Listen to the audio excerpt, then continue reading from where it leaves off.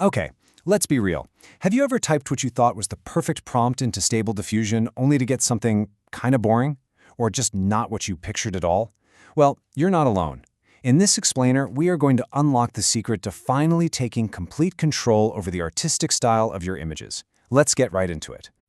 So, take a look at this. On your screen, you see two images. Both started from the exact same core idea, a city skyline at night. But they look like they're from completely different worlds, right? On the left, you've got this vibrant, futuristic cyberpunk city, and on the right, it's a quiet, grainy scene that feels like a photo from decades ago. How is that possible? The answer is hiding in just a few key words.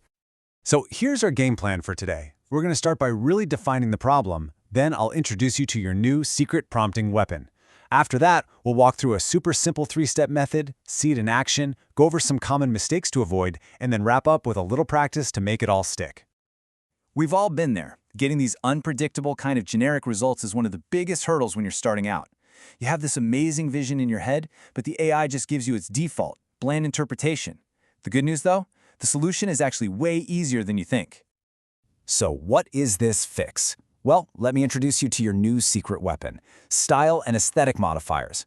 These are the words that give you the power, the real power, to dictate the entire visual identity of your image with pinpoint precision. So what are they exactly? Think of them like this. Aesthetic modifiers are the specific words you add to your prompt that tell the AI how to make the image, not just what to put in it. They control the medium. Is it a photo or a painting? They set the mood. Is it dark and gritty or bright and cheerful? They define the whole visual language. You know, a really great way to think about this is that these words are like switches and sliders on a creative control board. You're not changing the subject, right? You're just flipping a switch from photo to illustration, or maybe you're turning up the cinematic lighting slider to get that perfect dramatic look. All right, let's get practical. Enough theory. We're diving into a really simple, repeatable 3-step process that's going to give you predictable, professional-looking results every single time. So the big question is, how do you actually go from just a basic idea to a fully realized artistic vision? Well, it all comes down to this next part. And here it is. This is the core of it all. The 3-step style method. Step 1, just start with your basic prompt, the subject and its environment. Step 2, choose your medium. Is it a photo, a watercolor, a 3D render? Be specific. And finally, step 3, add those aesthetic modifiers to really define the mood, the lighting, the color palette. So remember this formula: base, medium, modifiers. That's the key. Okay, now for the fun part. Let's see this method in action and really witness how a few carefully chosen words can completely transform an image. We're going to take the same core ideas and just totally change their look and feel.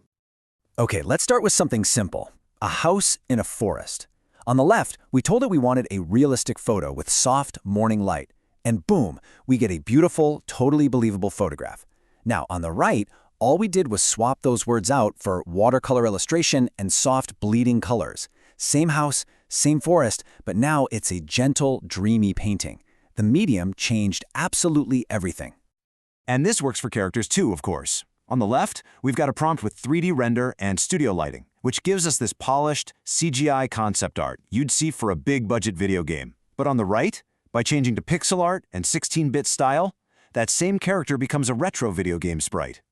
It just shows you how incredibly versatile this technique is. And it's not just about the medium. It is absolutely about the mood. Look at this city scene.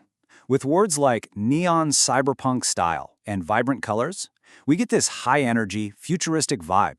But then, we swap those out for vintage film photography and muted colors, and the entire atmosphere shifts. It becomes something nostalgic, quiet, and almost analog. It's a whole different feeling. And honestly, the best part is that this works for any idea you can possibly imagine. I mean, you can create a cat astronaut in a classic cartoon style, or you could turn a slice of pizza into a surreal, futuristic city. Once you get the hang of these modifiers, your creativity is really the only limit. Okay, so now that you know what to do, let's spend a minute on what not to do. We're going to cover the 3 most common mistakes people make, which should help you avoid a lot of frustration and get much cleaner results faster. Mistake number 1, and this is a big one, not specifying any style at all. A prompt like a mountain landscape at sunset is a total gamble. The AI is just going to give you its default look, which is often pretty generic. The fix is so simple. Just be explicit. Tell it what you want. Adding realistic photo and golden hour lighting gives the AI exact instructions, and it will dramatically improve your consistency. The second mistake is throwing in too many conflicting styles. A prompt that says, oil painting, watercolor, 3D render is just going to confuse the AI. It doesn't know what you want. The fix is to use a focused, coherent set of terms. For example, digital painting with painterly brush strokes. Clearer instructions always lead to clearer results. And mistake number 3 is relying only on artist names. Now this can work sometimes, but it's much better practice to use generic descriptive terms instead. Describing the style itself, like soft painterly style, is just safer, it's more transparent, and it makes your prompts a lot more portable and reusable down the line. All right, so you've learned the theory, you've got the 3-step method, and you know the common pitfalls to avoid. Now, it is time to actually put your new skills into practice. So here's a little homework. A fun challenge to really make this stuff second nature. First, take one subject, say a cozy bedroom, and try to generate it in 3 different mediums. Then pick another subject and apply 3 totally different aesthetic sets to it. Try pastel dreamy, neon cyberpunk, and vintage film to see the range. And finally, start saving the combinations you really love. These will become your personal style presets you can use over and over again.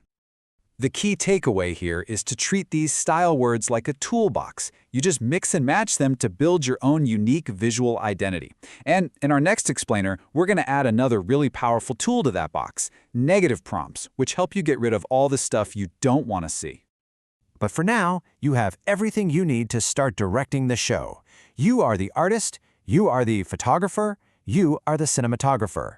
So, the only question I have left for you is, what new world will you design first?